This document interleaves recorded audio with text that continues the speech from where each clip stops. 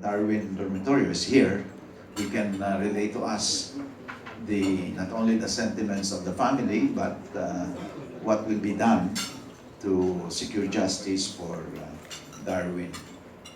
So we'll just wait for a while. Maybe in another 5 to 10 minutes we will begin this Talakayan. In the meantime, enjoy the snacks that have been prepared. Thank you. We end the Talakayan this morning. We will ask everybody who is in solidarity with this movement against hazing to join us on the stage for a photo session.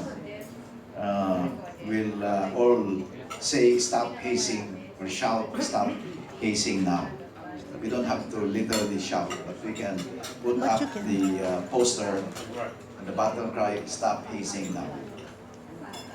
I'm sure all of us here are in accord with this movement to stop hazing now. So everyone is invited to be part of the photo taking.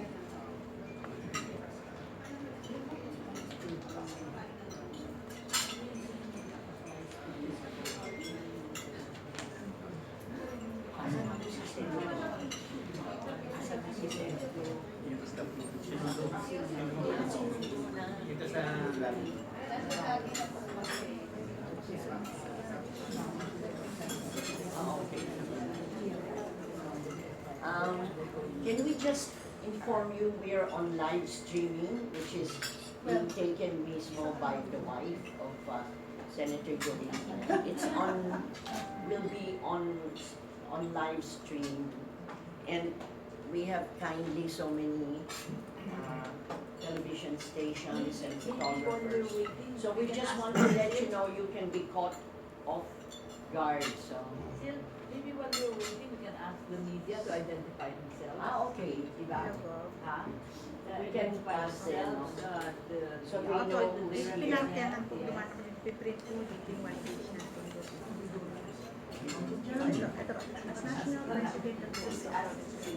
We can have all of, we'll pass the mic and then people can identify themselves. Because they, you know, even like the president of the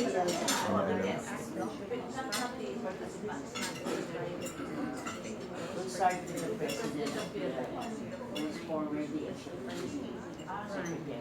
Good morning. My name is Noel Leiko. I am currently the president of Pamatasan ng Lungsod ng Manila. And I stand in solidarity with those who are against hazing. While I personally support organizations that promote brotherhood, cooperation,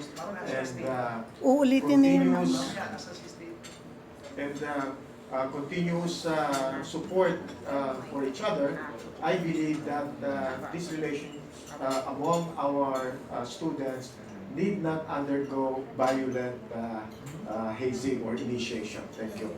Thank you, Paul. We're just for identifying ourselves. The statements we will really put it on camera. Okay, thank you. Magandang umaga po. Ako po si Jasmine Romero ng ABS-CBN. Sana po ako po ay siyempre dapat neutral, pero sa akin pong puso, sana po makahanap ng justisya ang mga biktima. Lalo na po din sa mga naiba. Lalo na po sa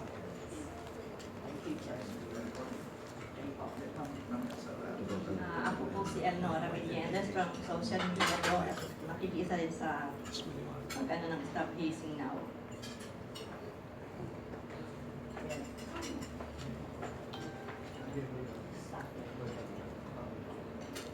Good morning. My name is Belinda Alvarez. I used to be with the Philippine Daily Inquirer for a long time. I'm now very active in social media, and of course I take this cause up with all my heart, not only because I have friends who have suffered as a result of brutality towards their children, but my family my husband's family produced 3 military officers, and they underwent various stages of hazing at PMA. 2 of them went to schools abroad, but my husband luckily was the 3rd one, Ano lang, the maliit youngest of the 3.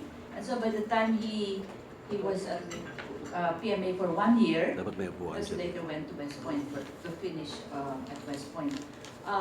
By the time he was at PMA for 1 year, he had upper class brothers, so they saved him. I mean, from the brutality that normally would be accosting him. Thank you.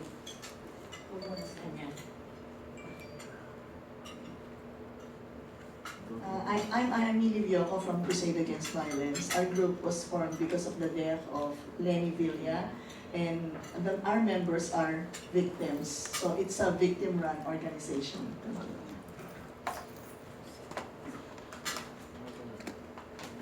Ayun po, asan naman? ID lang. Good morning. I'm Camilo Miliandes of the Liga ng Broadcasters of Pilipinas and Broadcasters Forum. Good morning. I'm Wallen Villante from United Filipino Consumers and Commuters. Isang mapagpalayang umaga po sa inyong lahat. RJ Villana po ng United Filipino Consumers and Commuters. Salamat. Good morning, I'm Sandy Paredes, Executive Director of the League of Provinces, Philippines.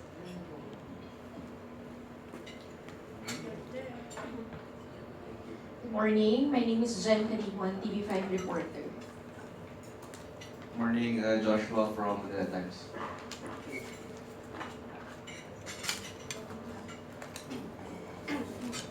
Magandang umaga po. Ako po si Gina Mabe ng DWW 774, paborito po ito ng mga oldies, mga goodies, and the senior citizens at mga millennial. Kami na yun. Nahiya tuloy ako. Magandang umaga po, Marita Buahe, PTV4. Ikli-ikli na. Habang ang sa'yo. Thank you.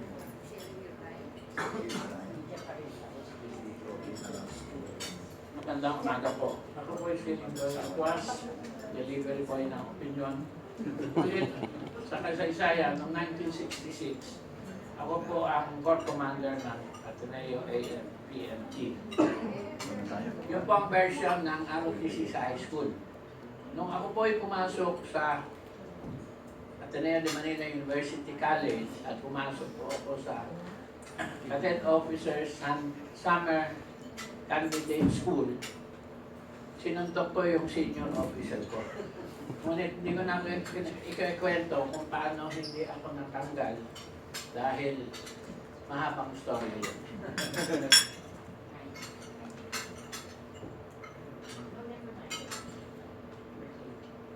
Magandang umaga, Ronald Papag po from PLN. Good morning, I am John Angelo Ayapasio, one of the members of Regional Board, Association of Law Students of the Philippines. Hello po, Rihanna Dora. I'm from the same Association of Law Students of the Philippines.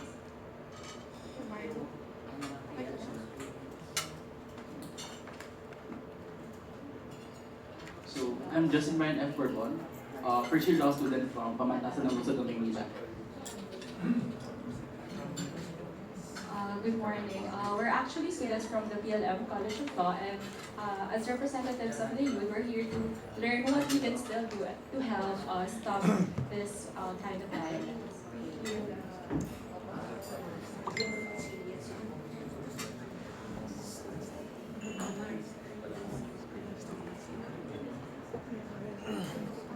Good morning po, Aris Cancasino from EBS Secret. Cameraman po.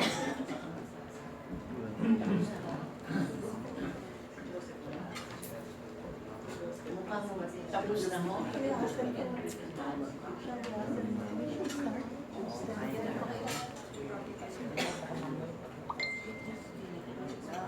Sinalubong na raw sa labas niya. Si Migz. Sinalubong na raw. Yeah, she's on the way. Then we try to find out where she is, so we won't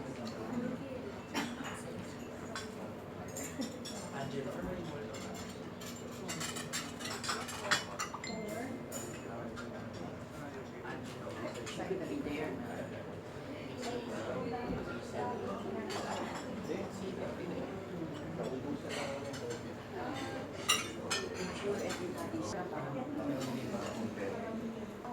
two ladies in the middle. The two ladies in the let me ask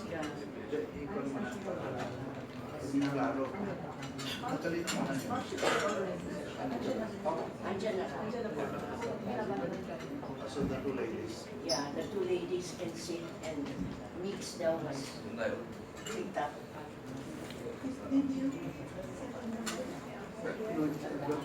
The one.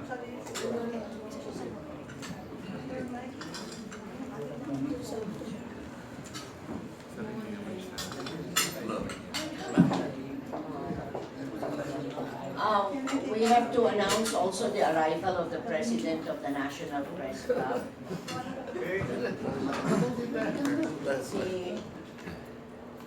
Si Rolando Lacay Gonzalo of DWIC and Jorad Santos. Yan. Dito, pwede dito. Hey, sana.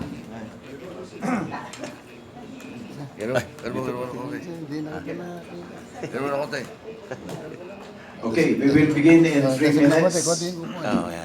We're almost complete. Thank you for your patience. Traffic, sorry, traffic. Galing pa sa Quezon City si Mrs. Lenny, the mother of Lenny Villa.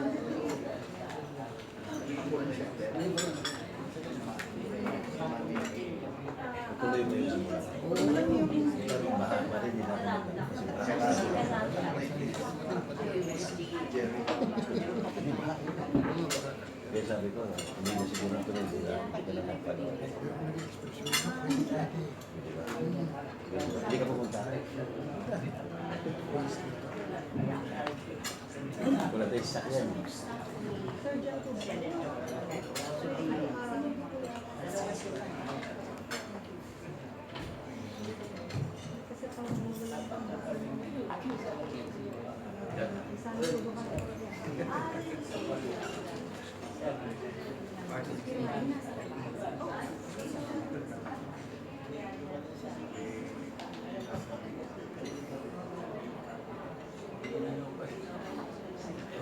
Authored by Representative Rufus Rodriguez, have been distributed for your reference. Mrs. Villa.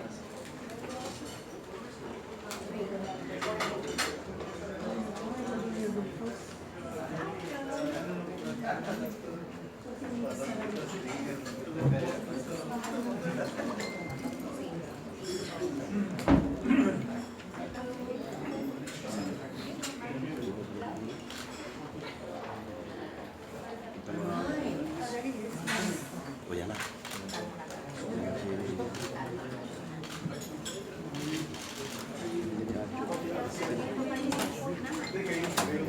Ayun talaga dyan. The mother's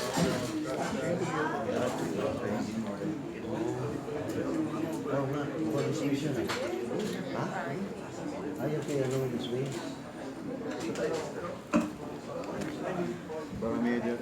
Barameda, dismiss ako.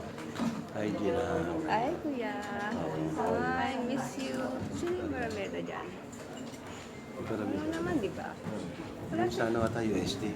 Oo, nandiyan ba? Sa UST. Kuya, okay lang ba ako dito?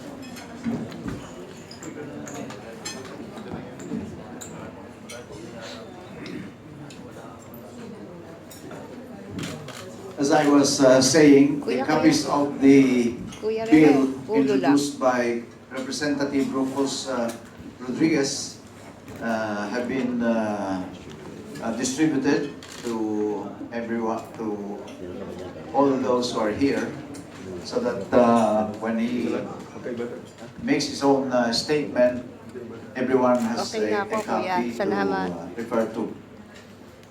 Now we will begin this Talakayan sa Manila Hotel, a roundtable in-depth discussion on burning issues of the day. I am Joey Lina, a former senator, and Heherson Alvarez, Sunny, also former senator. Former distinguished from this younger senator. XX. Mayor Isko Moreno referred to us as the Antigo senator. I don't know what he means by that, no? But of course, Sunny is more Antigo than me. Okay, let me introduce our guests here on stage. Sunny, can you introduce the young man, the Young fellow baby? succeeded us and brilliantly to the Senate, and has done as well as we did. Of course, why don't you say your name? I'm Migz Zubiri. Of course, your student in the Senate. As many of you know that these two gentlemen were distinguished members of the, I believe, 8th, 9th, and 10th Congress, all the way up to the 11th Congress. And I'm happy and honored to be with the two of you, sir, Senator Lina and Senator Alvarez. Welcome, Senator Migz Zubiri, and to my right, please. Thank you very much. I am Rufus Rodriguez, 2nd District of the City of Golden Friendship, the home of the best whitewater rafting in the world, Cagayan de Oro River. I'm the chairman of the Committee on Constitutional Amendments in the House and the vice chairman, senior vice chairman of Justice. Senator Lina here, Joey, I am his rabid campaigner when he ran for presidency, the student council of the law school. And Senator Alvarez has been my champion. I am his follower in the fight for climate change adaptation and mitigation. And of course, our idol of Mindanao, Senator Migz Zubiri. Thank you. Who also happens to reside now in Cagayan de Oro. It was a pleasure. Also in the City of Golden Friendship. Thank you. And we have with us parents of hazing victims. Until now, we feel for the loss of Lenny Villa, and it's because of the hazing incidents that happened during those time that snapped out the life of Lenny Villa. That goaded me, inspired me to write the Republic Act 8049, which has criminalized the act of hazing, and which was the law was amended by Republic Act 11053 by Senator Migz Zubiri and other senators who co-authored the bill with him. So we pay special attention in this Talakayan to the parents who lost their children due to hazing. And may I ask Jerry Villa, the mother of Lenny Villa, to introduce herself and say something that the members of the media and all those present here would like to hear. Jerry. Hello, I am Gerarda Villa, mother of Lenny Villa, whom you know. Lenny Villa died of hazing in 1991. He likes to be a member of the Aquila Legis fraternity of the Ateneo then. 1991, that's a long time ago. And I have the experience of the mother who was shocked by this hazing incident. So on my heart, I told myself that I'm gonna fight for this hazing incident that should not be in schools. Especially then I was shocked because my son was just trying to be a lawyer like his father, who is also a member of Sigma Rho. father is Romulo Villa, lawyer also. So maybe most of you are still young or that time. He would be 50 years old by now. So up to now, I'm still trying to think of ways and means how we can solve this hazing problem. My husband and I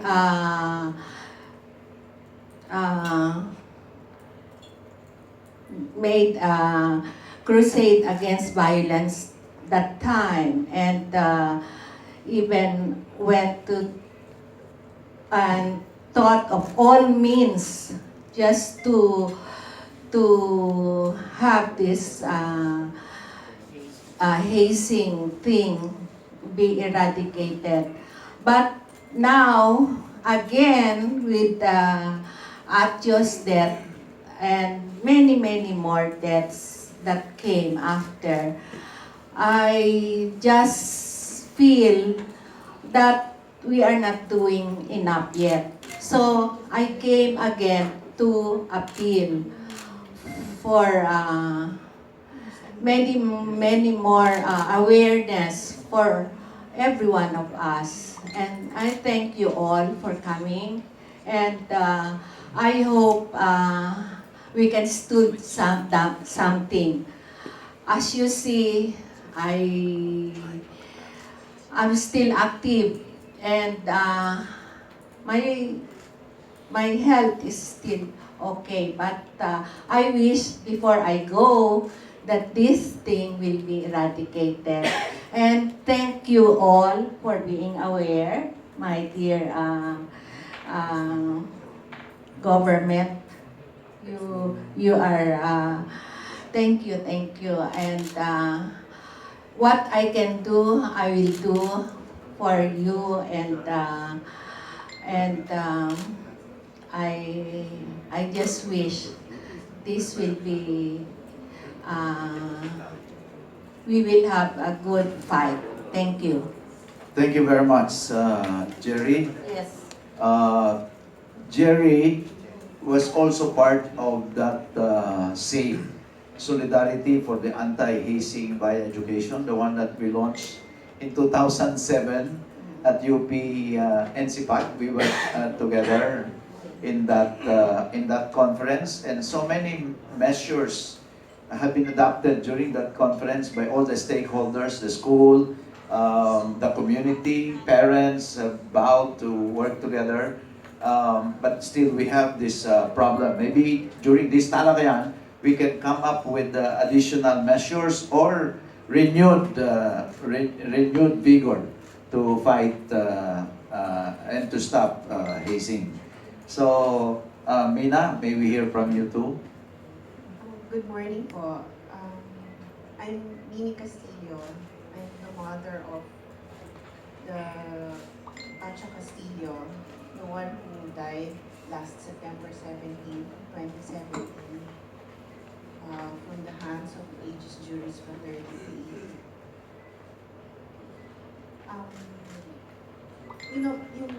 Our son had big dreams.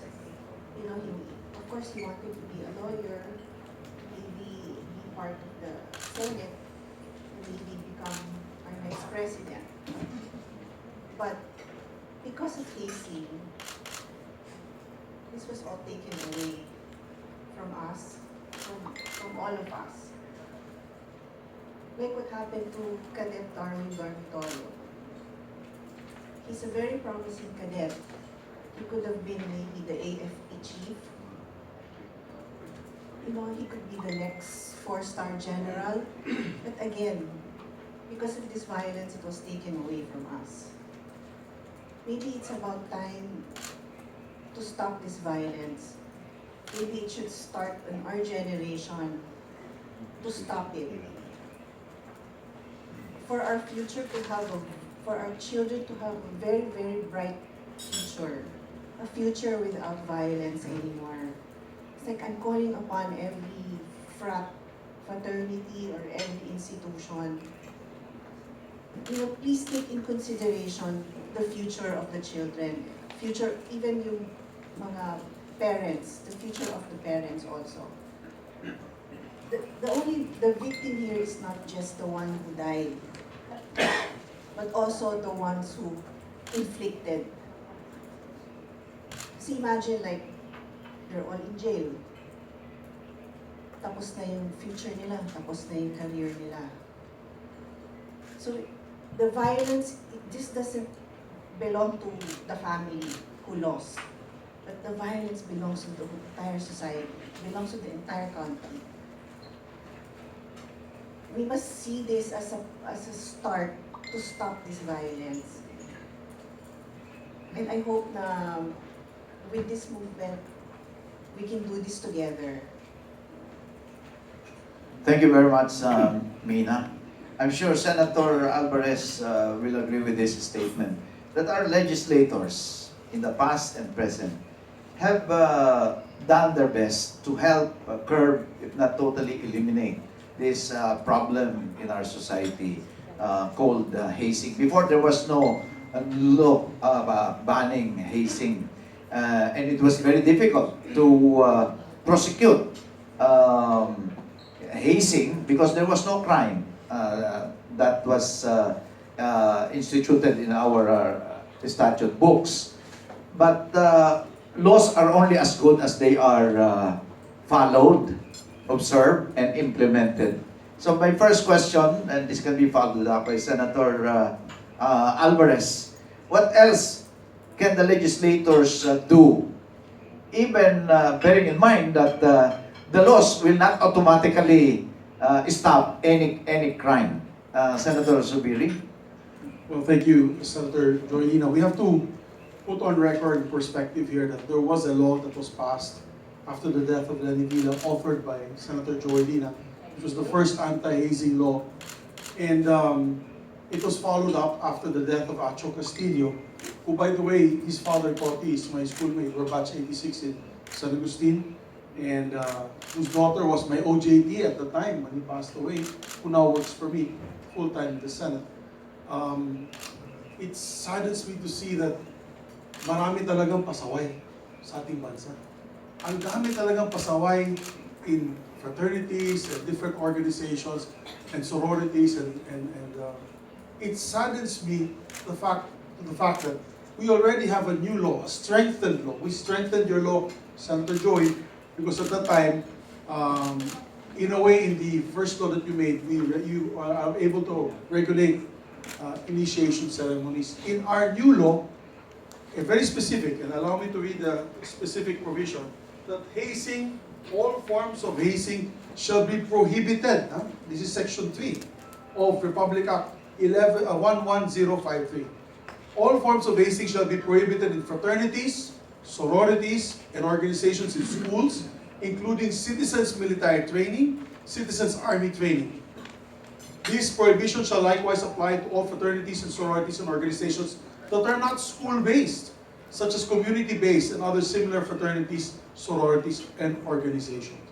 Although under Section 3, there's a special proviso on AFP and PNP training, and that the physical, mental, and practices to determine and enhance physical, mental, and psychological fitness of prospective regular members of the AFP and PNP as approved by the Secretary of National Defense and the National Police Commission, duly recommended by the Chief of Staff and the Director General of the PNP, shall not be considered hazing as purposes of this act. Ito po yung mga push-up, sit-up, running around the oval, physical and mental exercises that are in the training manual.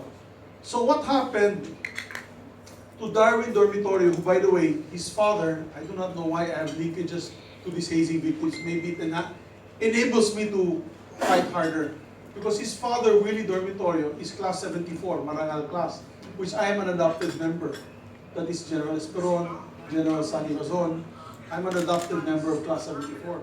So it strikes close again to our hearts.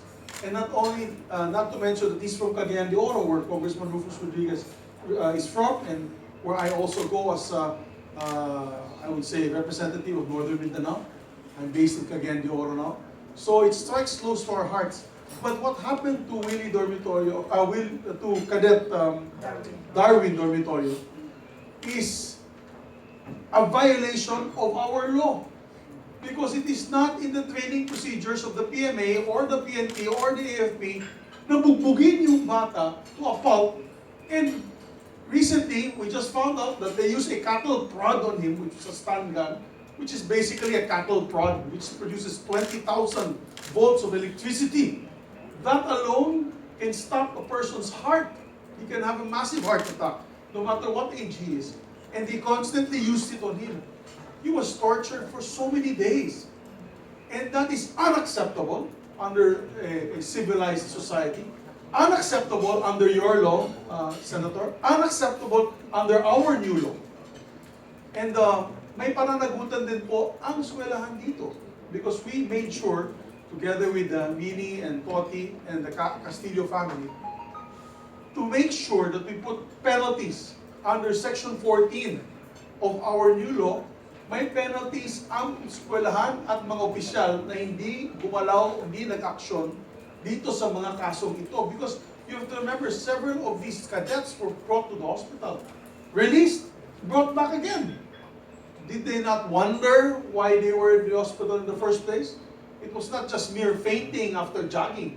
It was excruciating pain, wounds to the body that cannot be explained by their training manuals. So, dapat yan, Senator Lina, Senator Alvarez, and to those watching now together with my colleague now, we really have to put a stop. We have an enhanced anti-hazing law, very strict. No? Reclusion perpetua if the hazing results into death, and reclusion temporal for those who participated in the hazing. So, napakabigat. But I agree with the point of Congressman Rufus Rodriguez, that what is lacking in the law is actually creating it as a heinous crime.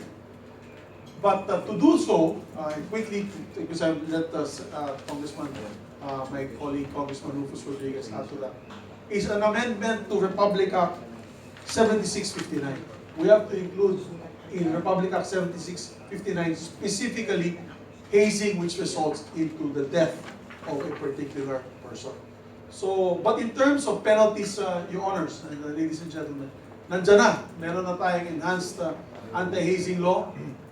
And we welcome moves to even make it more, I'd say, punitive, and to really enhance it even further to put a stop to this violence, once and for all.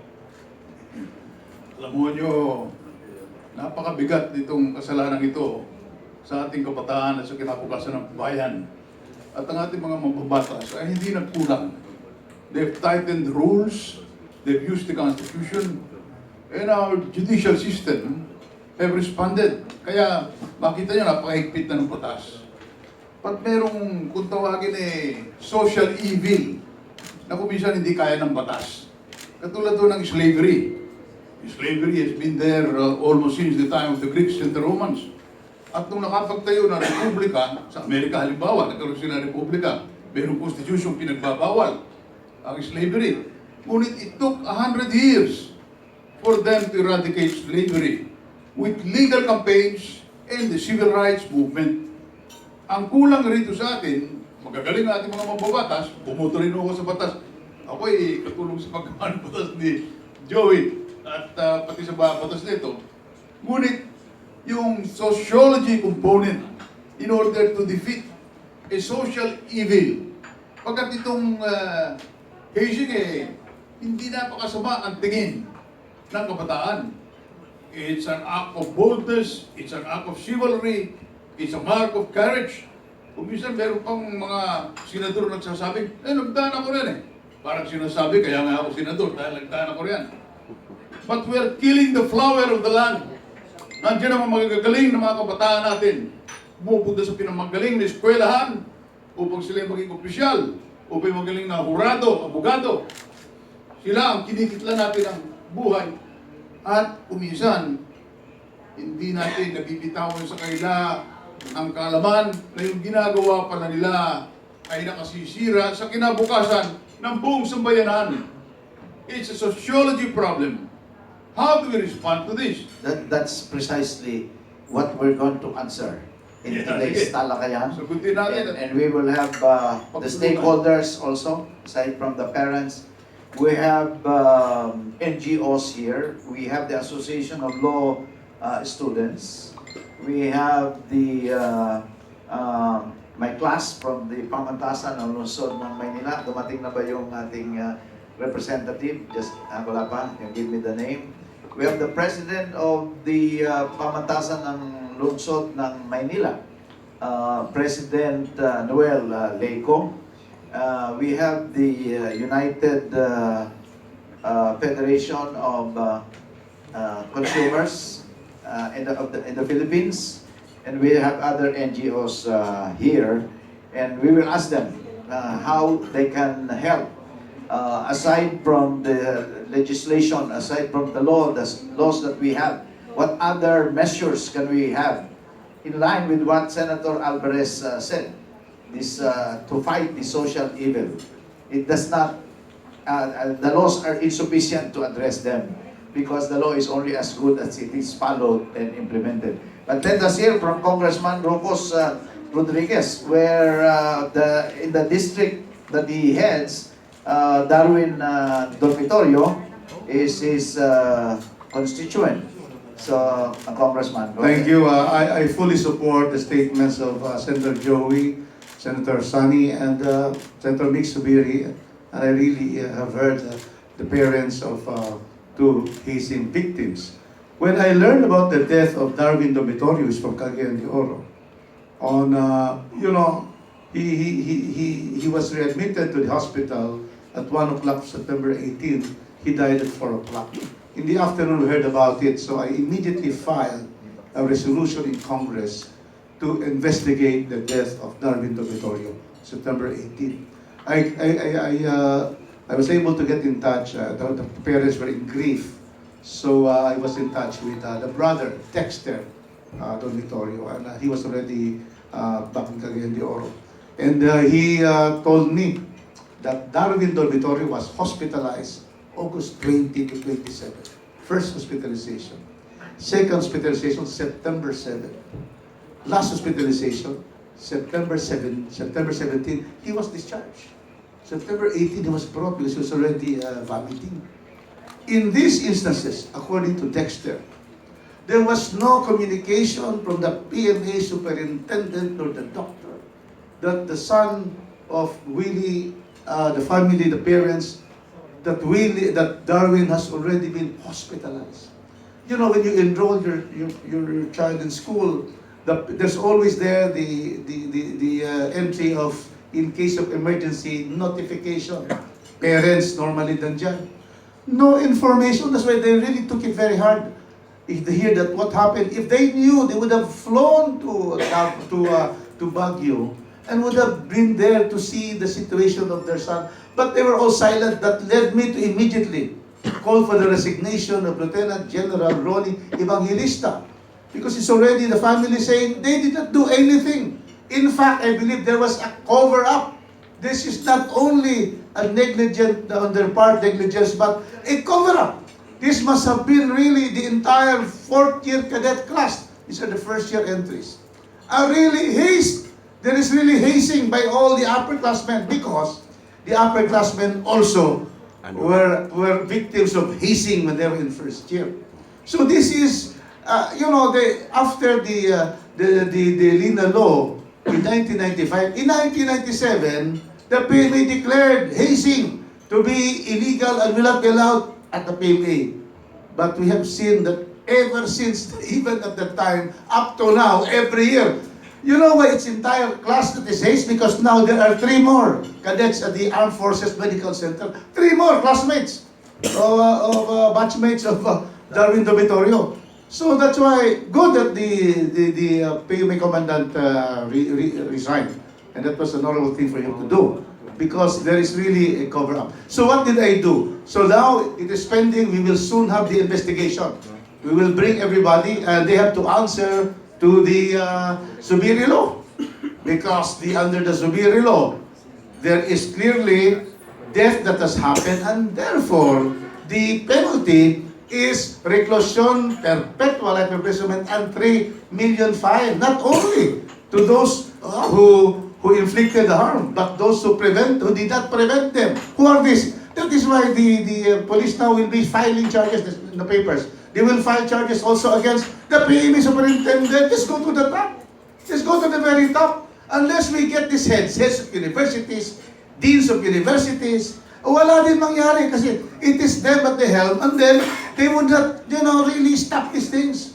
And so therefore, that is what we're going to do. And we just filed, after we have so much discussion in Congress among our colleagues, I have filed a bill, which is House Bill 4922. That will elevate now, that will declare that hazing where death, results to death, sodomy, rape, and mutilation will be heinous crime. And if it is elevated to heinous crime, they will not be entitled to the GCTA, no more good conduct time. They will have to serve the entire reclusion perpetua, the entire term of 30 years. So that is what we're going to do. So this is probably when we say a message to everyone that heinous crime na itong hazing, then probably that will already make everybody. Parents, stop your children from joining fraternities where there will be this kind of hazing. Students, we see the law students here from PLM, Pamatalungsod ng Manila. Let us stop all of this hazing. Good that in UP College of Law, ay takot kasi si Rufus Rodriguez na mapadol. Hindi ako nag-join ng fraternity. So I'm a self-test now. So hindi ako nag-join Kaya I can speak very well. But even those who have been in fraternities before have clearly denounced it. This kind of hazing, because there is now a law, the Lina law and the Zubiri law, and very clear prohibition of all kinds of hazing. And what is hazing under the law? Hazing, according to Section 1 of the law of Migz Zubiri, is that it says, hazing refers to any act that will result in physical or psychological. 2. And then 3, resulting in suffering, harm, or injury. So lahat ito will really be criminal under the law. So thank you very much, Joey, for inviting me tonight. And Del Conan, thank you for inviting me to this morning. I am a member of a fraternity, and my brothers had not put me to task for initiating the filing of this bill that became a law. But Senator Alvarez was an official of the fraternity, Lord Chancellor. That's the head. So, Senator Alvarez, can we hear your statement now? You're no longer a moderator. As a Lord Chancellor of Alpha Phi Beta fraternity. I was confronted with hazing, but also I was also a human rights advocate in the campus. So at that point in my life, there was a respect and an admiration for the rituals of hazing. The brave are the ones who go, and those who pass that ritual are the exceptional few, who are then bonded by a loyalty throughout the lifetime. And in the alumni, lahat ng mga politikong naging magagaling. Pumapasok na ako sa Phi Beta.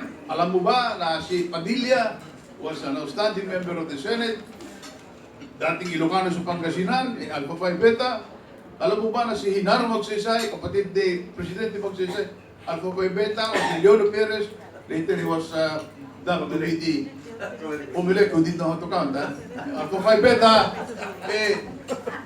puro nandiyan dyan. So those bonding actually gave a mystique. Nagkaroon ng mystique yung kailangan dumangka through the gauntlet. Alam kong nagbubugbog na. Kaya I'm a human rights activist because I'm also a member of another group in the campus, the human rights group. Kaya Joey, hirap na hirap ako. Anong ginawa ko? Tinawag ko yung buong fraternity doon sa College of Law. At nagkaroon kami ng seminar. I pinpointed right away those who had used acts of violence. Sabi ko, those who have violated. Yung pagsasampal, pananampal na hindi uso yung pabubugbog sa alphabet, yung pananampal are already renouncing this brotherhood because they're shaming the brats, kako, Okay. who are going to be close to them. Sen- Pinagsususpindi ko, and I ask for a vote of confidence to exercise my function as Lord Chancellor. Sinuspindi ko during my term. I had a one-year term. Will you invite the resident brats and all the alumni to a conference, Senator Alvarez, and take the lead for all the fraternities, calling all the alumni to a conference, and for all to disavow or to campaign for the stoppage of the hazing. Yeah, we can do that.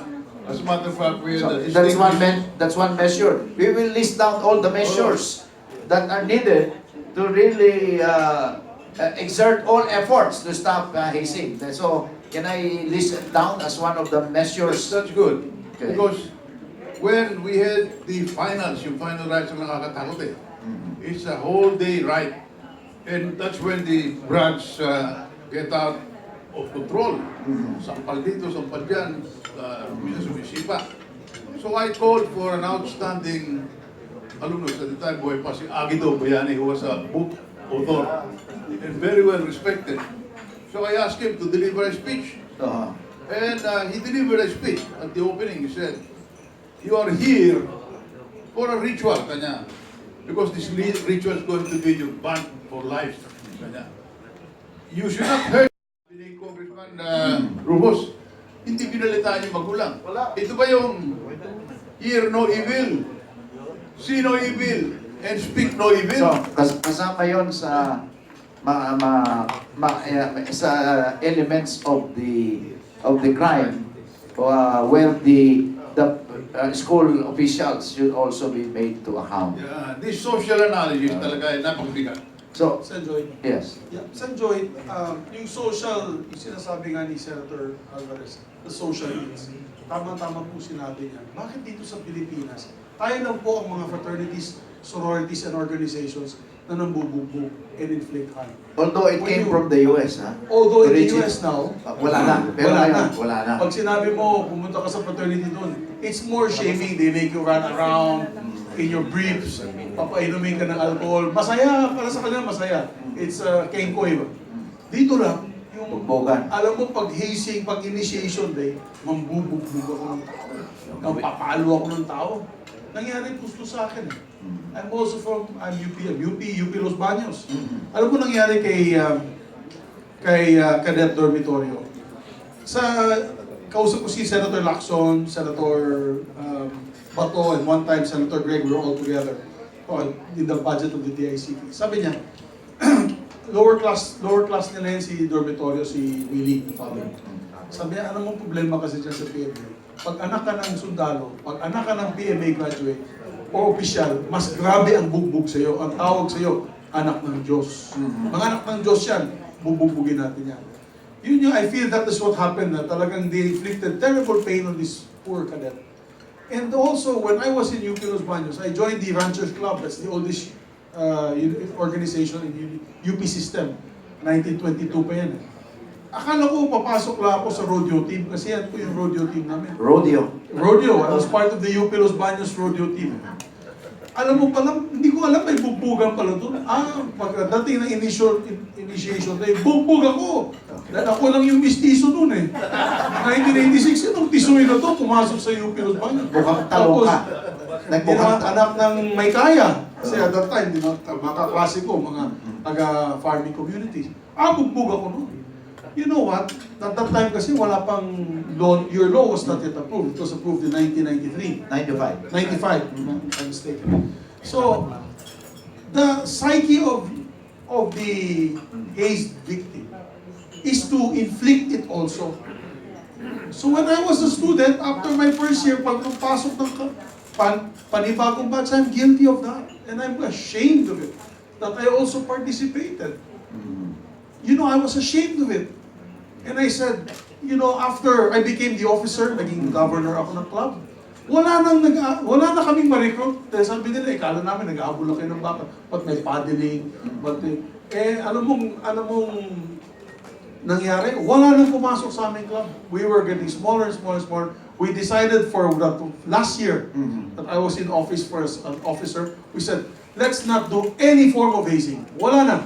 We just make them sign the book. May mga booklet lang.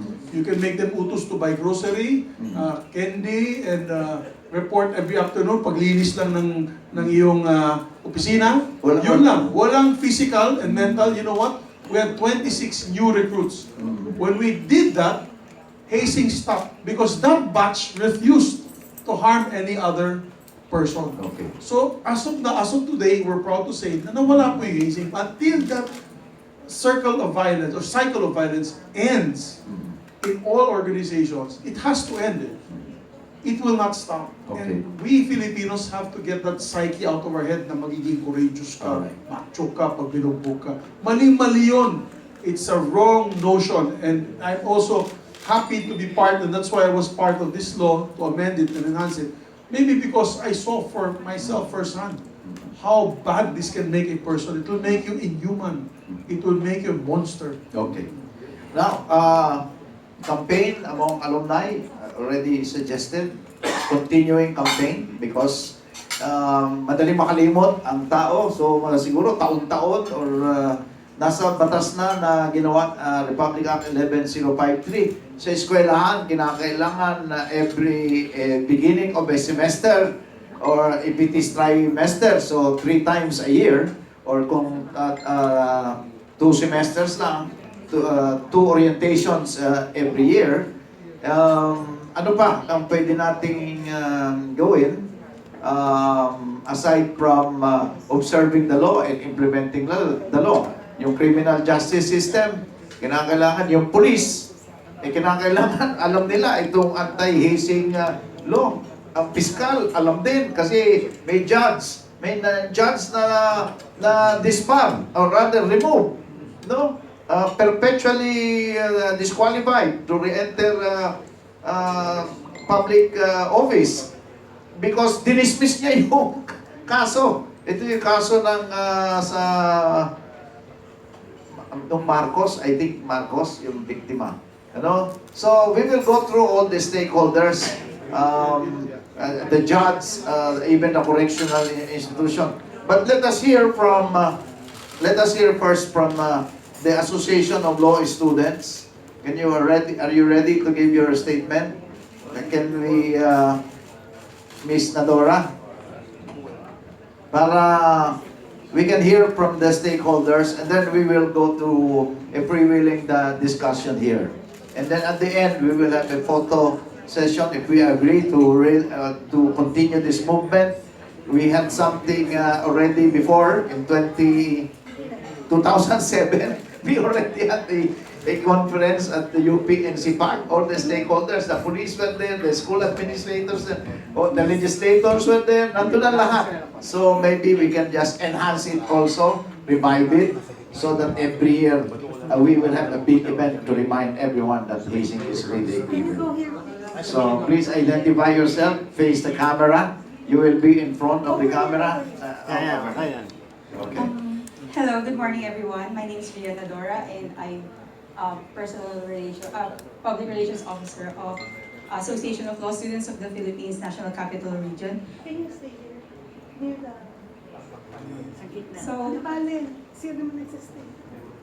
So a statement we would like to give out, and on behalf of not only for the association itself, but also to other law students, on behalf of other law students, is that first and foremost, we do support the anti-hazing campaign, and that we abhor the fact that there was unnecessary violence implemented with the initiation of certain organizations. And we do agree with the statement earlier that there should be pressure on the legislative to make sure that there are sufficient laws in order to promote the anti-hazing. However, the pressure should not only be with the legislative, because we also believe that the pressure should also be with the institutions and the organizations who can directly affect the anti-hazing campaign, such as, for example, the right to association is not prohibited.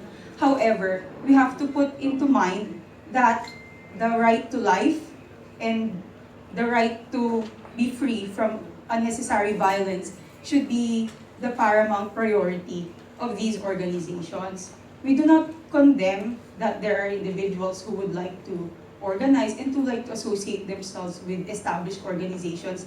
However, what we do want is that these organizations be accountable and responsible with regards to the actions of their members. Because we do understand that the actions of these members do not necessarily reflect the morals and the values that these organizations uphold. But in order to make sure that these organizations are accountable, they should rather, the proverbial prevention is always better than the cure, because if we can prevent it at that level before even the unnecessary violence could occur, it could have been a better situation in order to also promote the right to self-association for students. Yun lang po. Thank you very much. Palakpakan natin ang Association of Law Students. We have the representative from the UST Civil Law, Faye Gutierrez. Faye? Palakpakan natin. UST Civil Law, Faye Gutierrez. Are you a member of a fraternity, sorority? No. Please face the camera. Hello, good morning. Sorry. Yeah. Okay.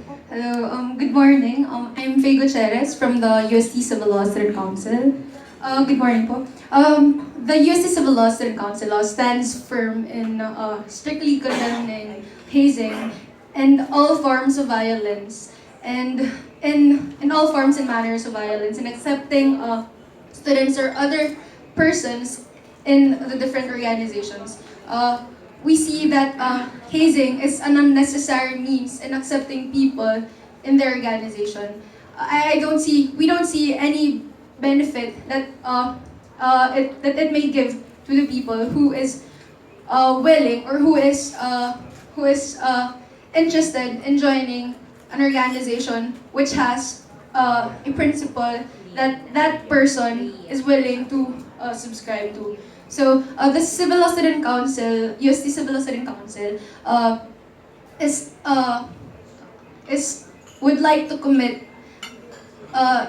with the government, with the different stakeholders, in strictly stopping hazing in all forms and manners. So we are willing to lend a hand. We are willing to help the different stakeholders in strengthening this law and strictly implementing this law. And of course, we are doing this not only for the society, but specifically in particular for Kuya Acho Castillo, our friend. So thank you. Okay, that's Faye Gutierrez. From the Pamantasan ng Luzon ng Maynila, College of Law, Justin Dagdagan. Justin?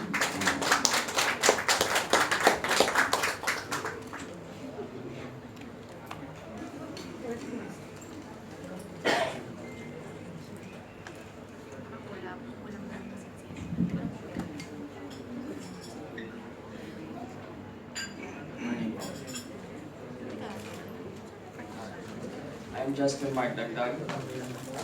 I am also a former cadet and a PMA. And I am an advocate for the preservation of human dignity and for protection of human rights. So there are two reasons why a victim does not want to testify. First, because of the Code of Omerta. It was instilled upon every student to make sure that what happened inside stays inside.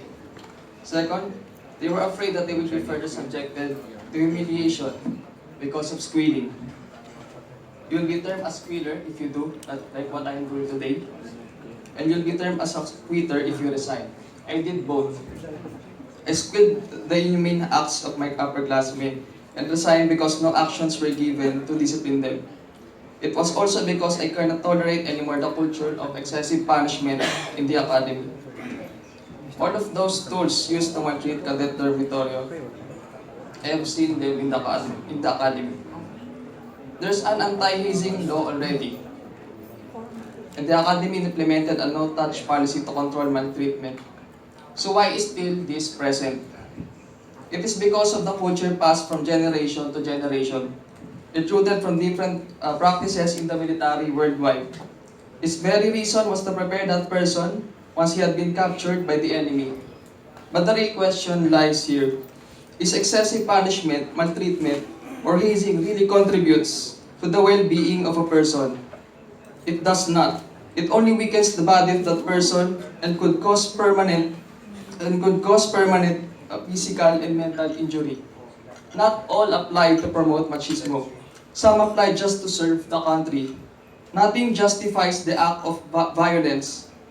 And we, the youth, every one of us who believes that human dignity and human rights must be protected, we should continue to advocate to eradicate hazing in any form or any maltreatment in any academies or any institution or organizations. So this anti-hazing law must be, the regulations, the policies must be given to any institution in order to educate them the effects, the consequences of these acts which may result to criminal, administrative, and civil liability. For this, I also encourage the youth to not be, for them not to be afraid for anyone who violates their human rights, because today the youth is the tool for the next generation to prosper. So if we will be afraid not to speak against this violation of human rights, then who will represent us in the future? So for that, I believe that human rights must be up. Thank you very much, Bill, Justin, Dagdagan. Can we have your statement printed so that we can also distribute them to the members of the media? So somebody, John, you were a former cadet from PMA. That resigned.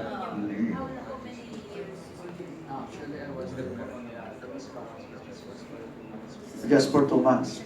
Okay. So, can somebody get the statement printed? John?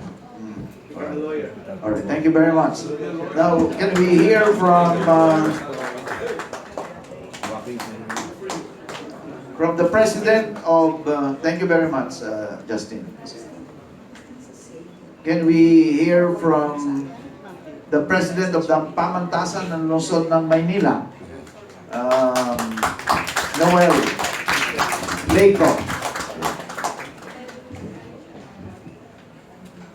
Well, there has been no hazing incident at PLM. They're here to express their solidarity with this cause of stopping hazing. Good morning, Senator Joey. Good morning, Congressman Rufus. Good morning po, Mrs. Lilia. Good morning, Mrs. Castillo, Senator Migz Zubiri, and Senator Heherson Alvarez. I am here this morning upon the invitation of Senator Joey Lina, and also because as a newcomer to Pamantasan ng Lungsod ng Maynila, I here to learn about the responsibilities of president of a university. I understand that having close to 10,000 students is a big responsibility, and I congratulate our law school student for being very candid and very sincere, and I think very insightful statement about the nature of hazing. While I am here to support the initiatives to stop hazing in whatever form, I think it's also important to understand the sociology of hazing. And I think that lies on the culture of violence. And also, I think it lies also on our answers to why individuals join fraternities and sororities. Even after school, well, within the university, they consider it as a self-help group. There's a support mechanism People can go to, if you come from the province, if you come from another school, this is your support mechanism. That's why you'd like to join a support group. And people in that organization consider it as an elite group. It's a group that gives you benefits. And then it also extends beyond your student base. How many of our business executives, how many of our government officials were members of fraternities, and I think you can also draw benefit from being a member of the same fraternity as the executive, the senator, congressman, and so forth. So I think that the counter-culture to the culture of violence and the sociological foundation of hazing is that, no, we have to remove the benefit of just being in an organization. Just because you are of the same organization, the benefits will accrue to you. I think it's time for us to promote the culture of merit. If you are studying well, you will be benefited because of your hard work in the classroom. If you are a hard-working individual and you stand on your merit, you can be promoted. And therefore, I think it goes beyond stopping hazing, making it illegal. I think we have to strike at the heart of the foundations that promote membership to these elite organizations. Because if these organizations are not based on merit, just the fact that you are a member, and being a member, you have to undergo this violent environment that will guarantee you movement in your career or movement in your educational endeavor. That is wrong. And I think we have to agree that our culture should be based on merit. And that is what I want to pursue at our school. I cannot promise that I will be able to monitor how 10,000 students will behave among each other within the groups. I cannot watch students 24 hours a day. I am very fortunate to be head of a university that in the last few months, the records, their academic records that they had been making known to the public. Number one, or 100% passing rate in our medical board, 100% passing rate in our engineering board, in our physical therapy, higher than the passing rate, the national average for our law school. We have distinguished professors in our university, but I don't think that is enough. I think it should be paramount among university presidents, among leaders in our government to promote a culture of merit. You will get promoted because of what you have accomplished, and we will help you provide the academic ladder, the career ladder, so that you will go up your career because of your own hard work. Thank you very much. Thank you very much. Can I just have a follow-up, President Leico? You talk about rates. Is it also possible that the loyalty to an organization can still be, because to belong to an organization is human. We always seek to belong to a group. That in belonging to a group, one does not have to undergo this violent initiation. Can there be other forms of ensuring that the members of an organization remain in love, loyal to the organization, without going through the cruelty and the violence? I think that's very possible. That's entirely possible. Like cleaning the stereo together. Well, not exactly, because you're shaming them. Like replanting. Oh, that's okay. I think productive activities. Cleaning is is okay. cleaning is thorough, is not shaming. It's cleaning and cleaning activities. That's okay. I think productive, creative activities done together, I think will be a good way to foster brotherhood, sisterhood. You know, I think that's okay. Well, I can also speak of my fraternity. We have debate. We are into debate. We are into moot court competition. We have competition for the law journal and Philippine Collegian. We encourage our members. We train them so that they can aspire for the student council of UP, for example.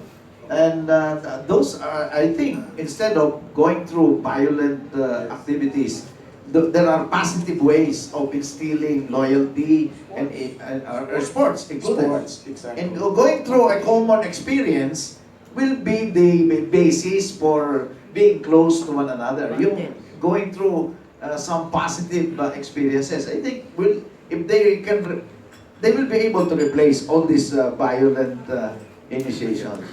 And we're very happy that President Leco is here because ultimately, really, if the president, if the dean, superintendent will really impose and implement the law, there will hardly be any hazing in the school.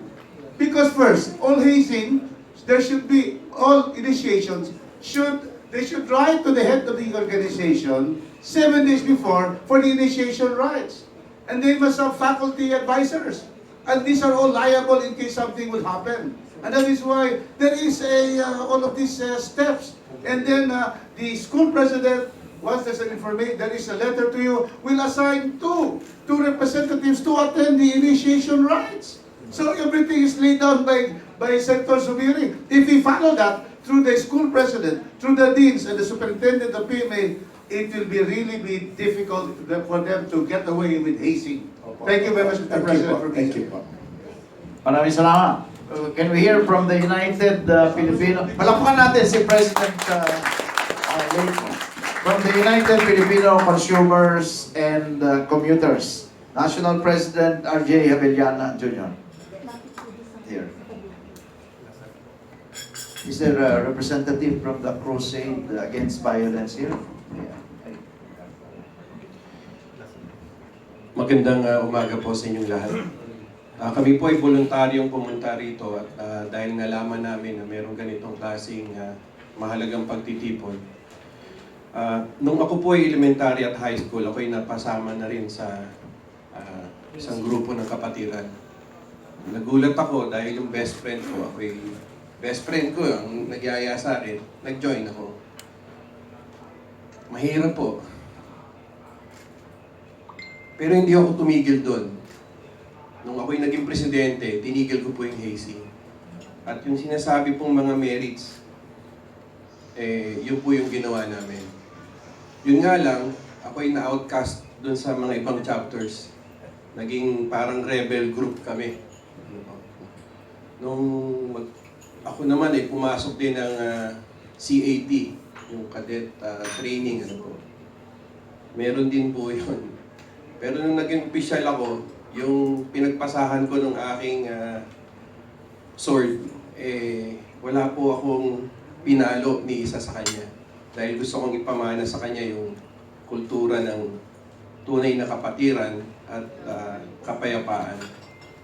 Nung naging presidente naman po ako ng Lyceum Central Student Government, marami pong riot o frat war na nagaganap dyan sa Intramuros area. Merong biktima ng Batangas Barsitarian, Ilocano, etc. Pinatawag ko po ang lahat ng mga pangulo ng fraternity. Sabi ko sa kanila, okay lang ang fraternity, pero sa isang kondisyon, dapat wala pong karahasan o hazing. So 1 taon po yun na tigil po yun. Di ko alam yung mga sumunod na mga henerasyon sa akin kung ano nangyari. So it can be done. Pwede po kung gusto po natin. Ano po? Kaya ngayon po ay nais po namin ipahayag yung aming paninindigan ukol dito sa usapin na ito. heinous crime dapat ang hazing. Ang patakaran ng anumang kapatiran o samahan na mayroong kultura ng karahasan at hazing ay kailanman hindi ito magiging katanggap-tanggap sa isang sibilisadong lipunan.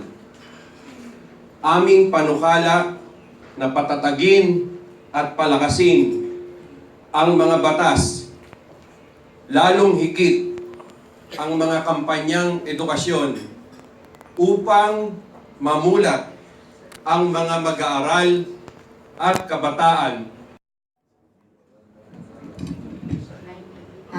I'm Lina po, Crusade Against Violence. Ang aming pong grupo ay pinatatakbo ng mga biktima.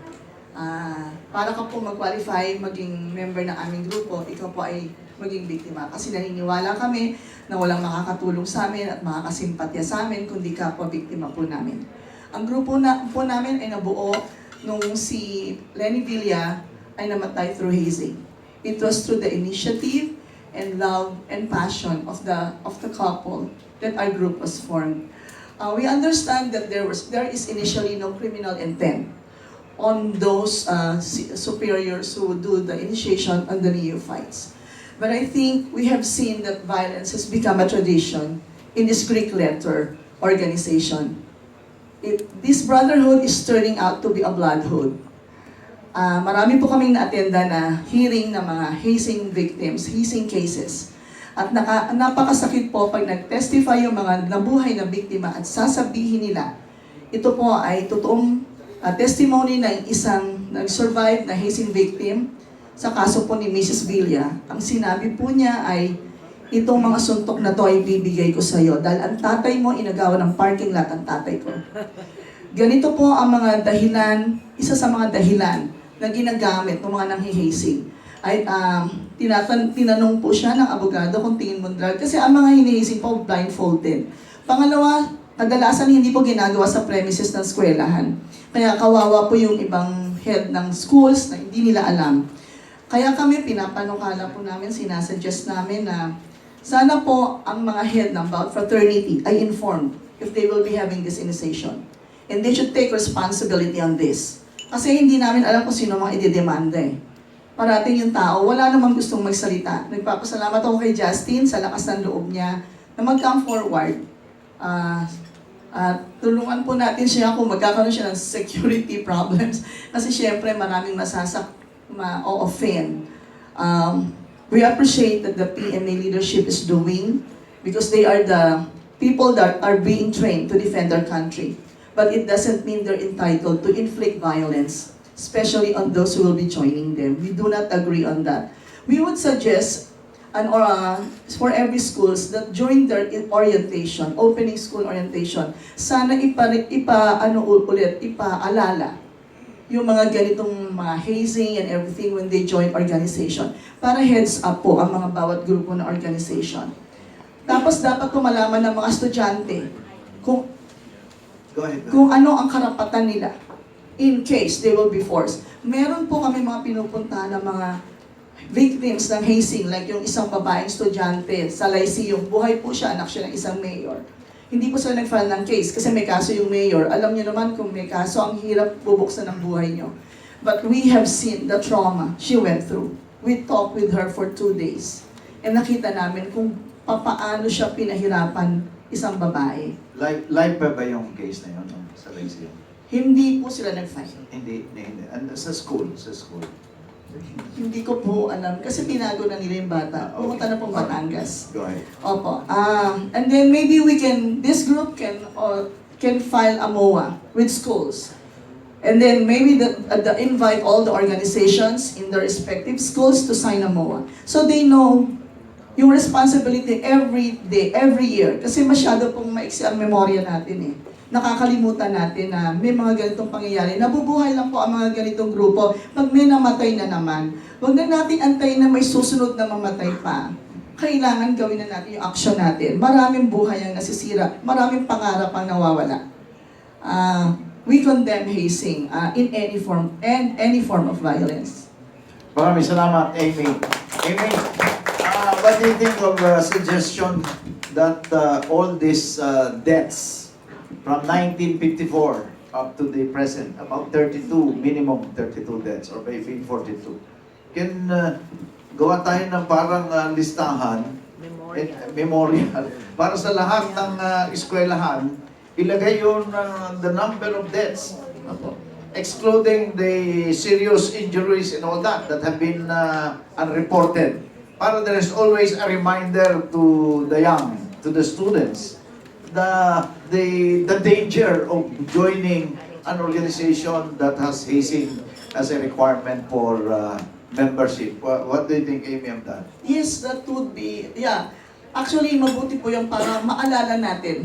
Kasi pagka yung kaso tumagal na, nakakalimutan. Opo. Parang Yeah. Maybe we can do that. Wall of remembrance, no? Opo. Sa mga nabuwis na buhay ng walang katuturan. Walang katuturan. Opo. Senseless death. Yes. Meaningless death. Senator, Thank you very much, Amy. we can also propose that a specific date be set aside in all these institutions, including the military academy. Remembering this. The victims of hazing.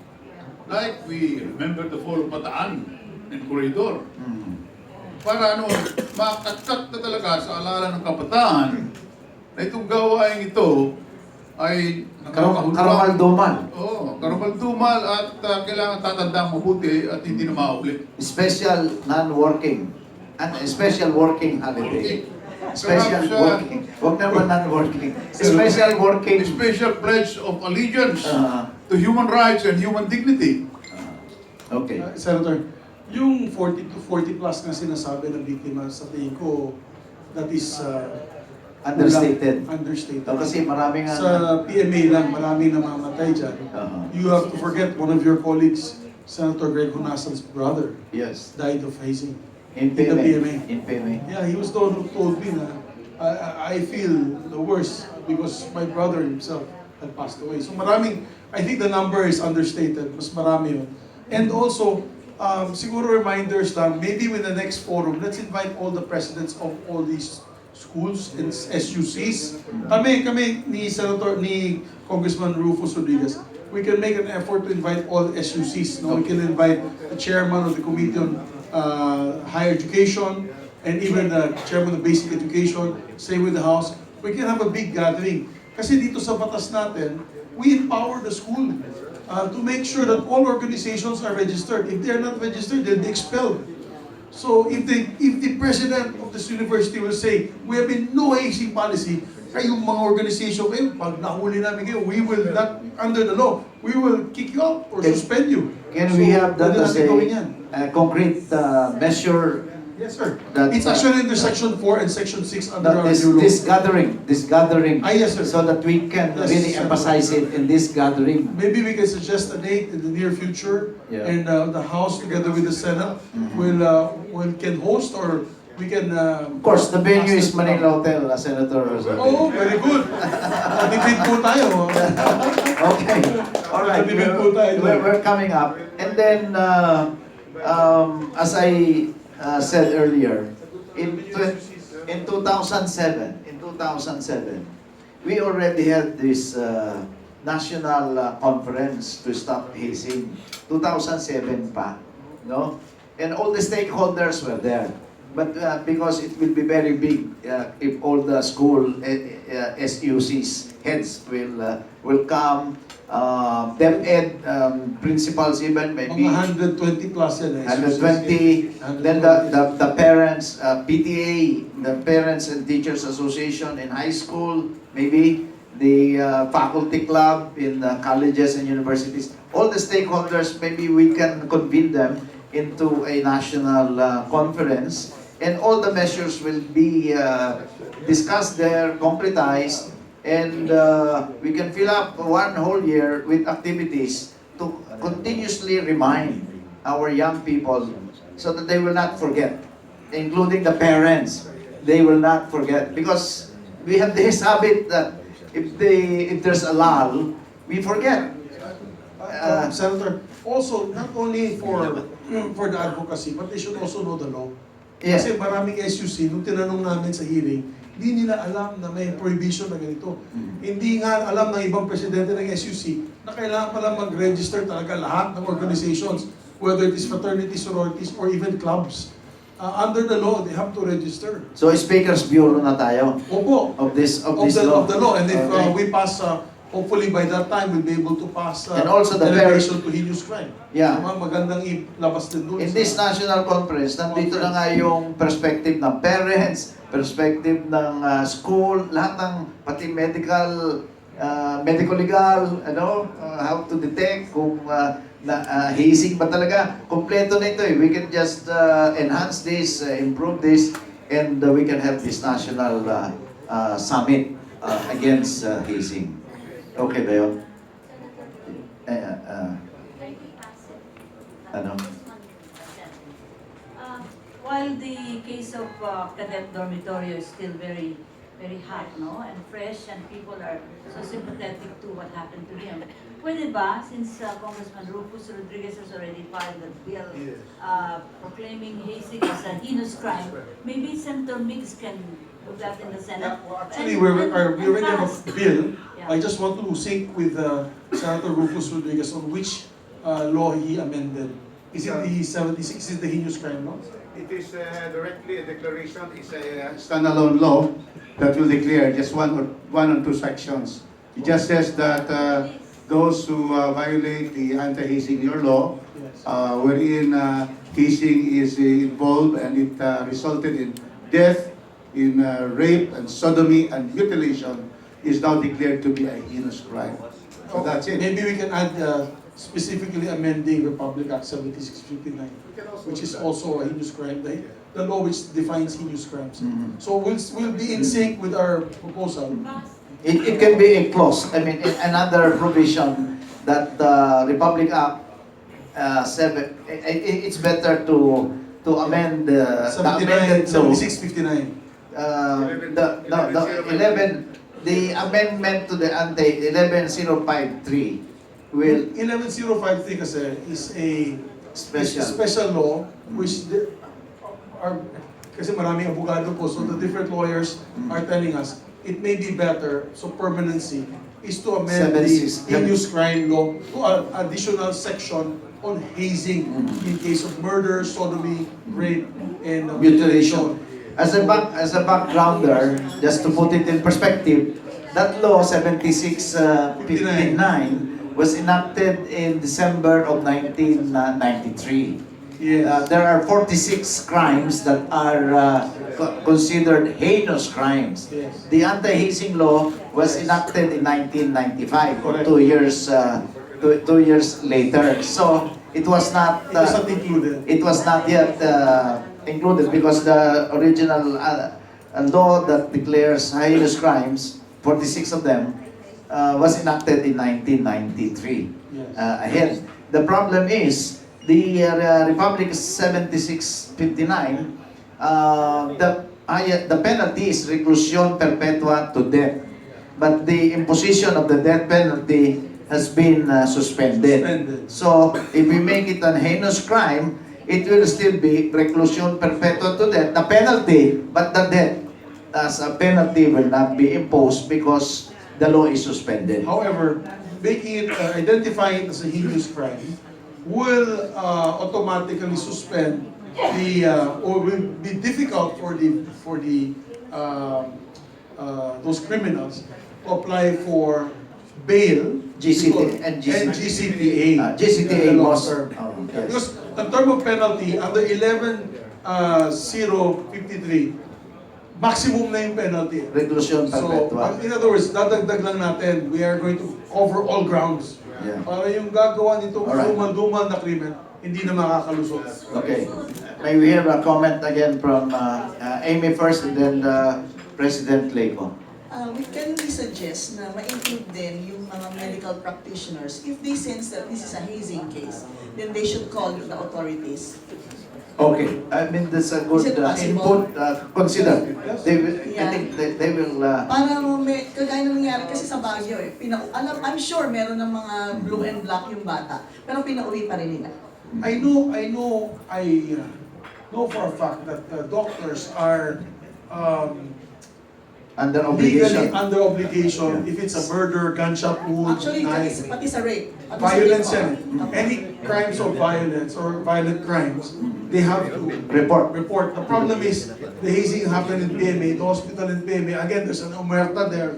We have to change the mindset of that But the doctors, institution. it's the doctors. The omerta is for the... The military doctors, ma'am, kaya kailangan maayos din yun. Opo, so lagyan natin ng provision para walang loopholes yung batas. All right, that's a good input. President Leco. And wow, we have extended the Talakayan. This has been a very interesting and passionate discussion. It only goes to show that we are united in this stand to eliminate the hazing. President Leco. Good morning po ulit. May I recommend, I think I can understand how you want to penalize the act. But I think it's also just as important to prevent the students from joining unproductive, violent organizations. So I was thinking we should provide more support for the academic activities of the students. Right now, there is a Free Education Act, but it's a bare-bone financing of our academic activities. I was thinking if we can even promote it, expand it, and provide financial support for the academic activities or academic-related activities of the students, and encourage them to join organizations that will enhance their own academic performance. Para yung self-help organization nila will be academically oriented. At hindi na po yung...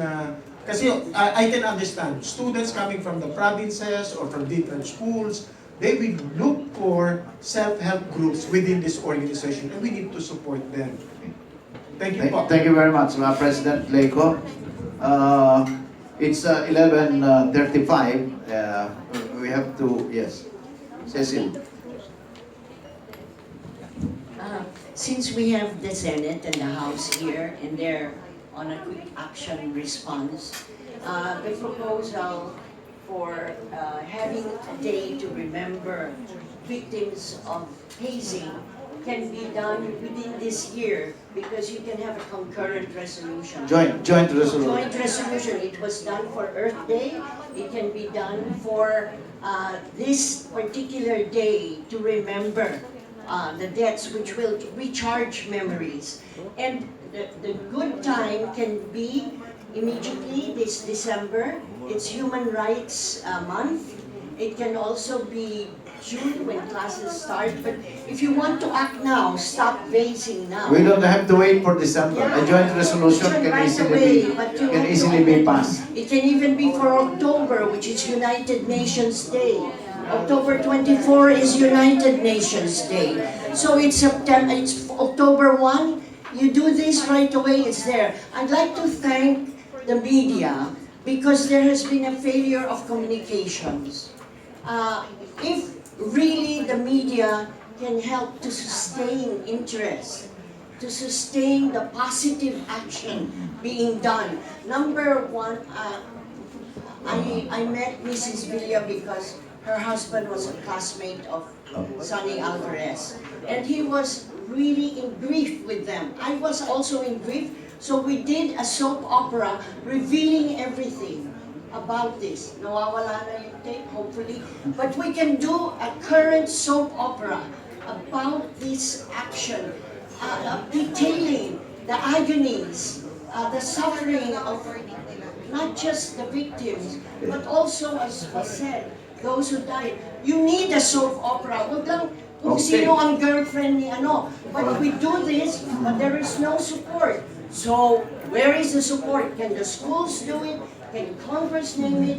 There is a failure of communication. We can have this cultural group. It should be cultural. All over the country. Yes. So, Cecil, that's radio, TV. your special project. Yeah, well, yeah, it's gotta be done. All right. Now, Thank you. joint resolution. Can we? Joint resolution. Our problem is, I don't want to dampen the hopes of everyone, but tomorrow is our last day. And then we have a break till first week of November. And then November. So November we can come back. That's okay. November. My worry lang is, and to be practical about it as your majority floor leader, there might be other groups that may say na bakit wala for drug abuse, bakit walang remembrance for other physical violence. So, victims of rape. So we have to come up, we have to craft it. We have to craft it well. Yes. Because, you know, as a senator kasi, we represent the whole country and all victims, di ba? You know, our penal institution, we're going to pass, hopefully by today or tomorrow, the Supermax facility. The Supermax facility will be the special jail facility for heinous criminals. You know that we found out that there, and we're going to pass it. We have full unanimous consent of the chamber. We put one in Luzon, Visayas, and Mindanao. Napakaigpit, parang Alcatraz. And in isolation sila. I think that's a fate worse than death for these criminals.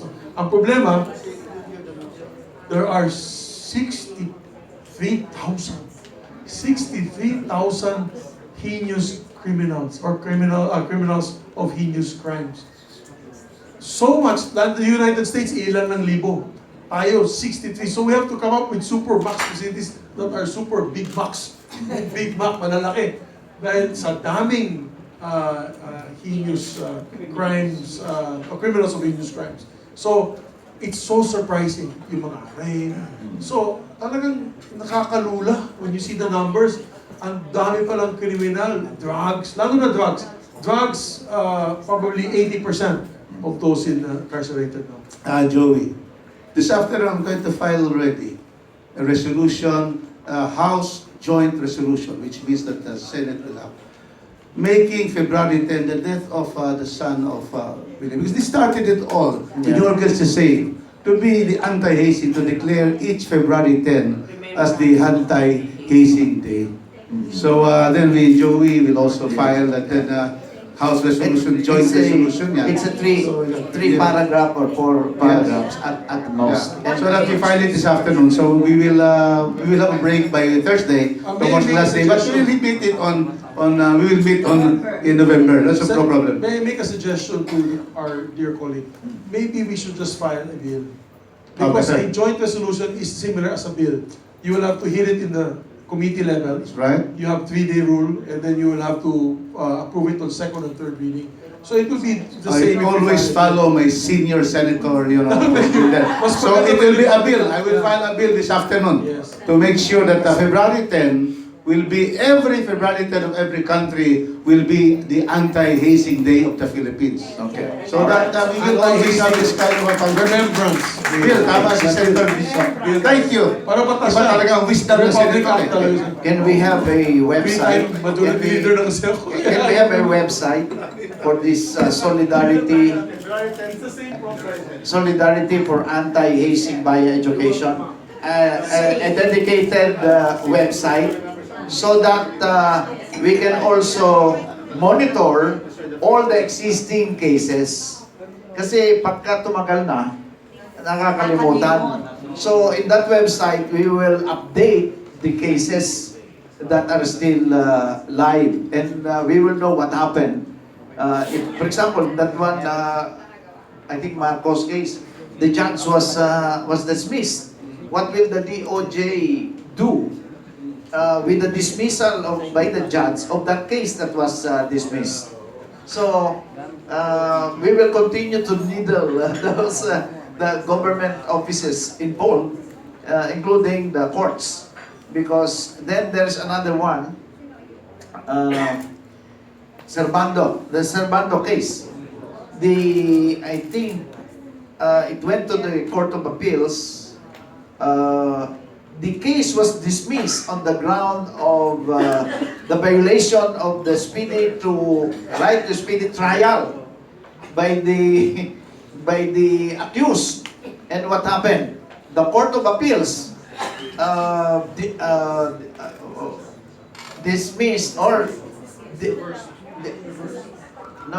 Court of Appeals said that the RTC judge's decision was wrong. And therefore, the court was ordered to proceed with the trial of the case. I remember. That's kay Judge Guanlao. The one dismissed was by Palyar. The one, I know, I just read it this morning. So I think if we have a website, isn't that a rhetorical question? Do you like a website on this issue? Solidarity, so that we can update ourselves with what's happening. And Facebook. Well, website, Facebook will continue to inform the public of what's happening to these cases. Is that okay? Maybe it could be led by the student organizations. Yes. Maganda nang galing sa mga kabataan. Because kung kami, boss, epal ang dating. Yung mga matatamaan ng mga politiko. These guys are Multi-sectoral, GO and NGO. Para go-mo. Pagka government lang, go-go. Pagka NGO at saka government, go-go. Pero kung NGO lang, go-mo. So we will have it GO plus NGO. Alright, so I think we have exhausted again the topic that we assigned for today's Talakayan. And we would like to thank everyone for coming. The members of the media, you deserve a big round of applause. You're in big attendance. That means you're sympathetic also to this cause of stopping hazing in the country.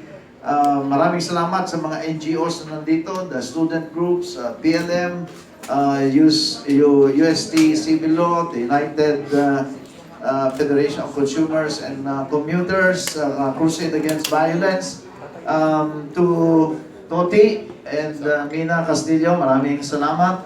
Hindi kayo nag-iisa. And Jerry Villa, hindi kayo nag-iisa.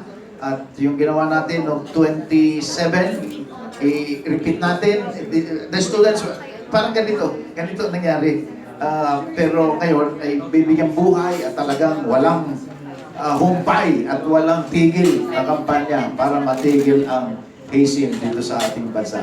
On behalf of Sunny Alvarez, maraming salamat. Pero may photo session tayo, photo taking. Punta ho kayo dito sa harap at itaas natin ito. Stop hazing now. Okay?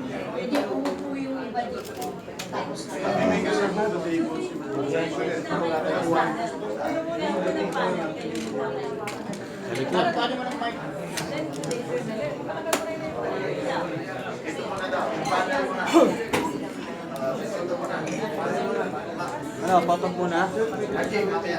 Sige, photo muna.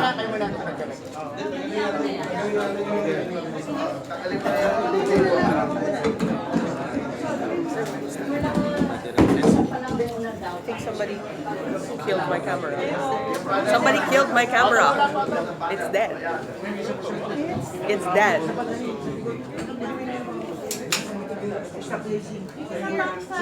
This is dead. It's dead? Yeah, I don't know what happened. Somebody stepped on it. How can it be dead? Oh, now it's alive. Mamaya, isa pa yan.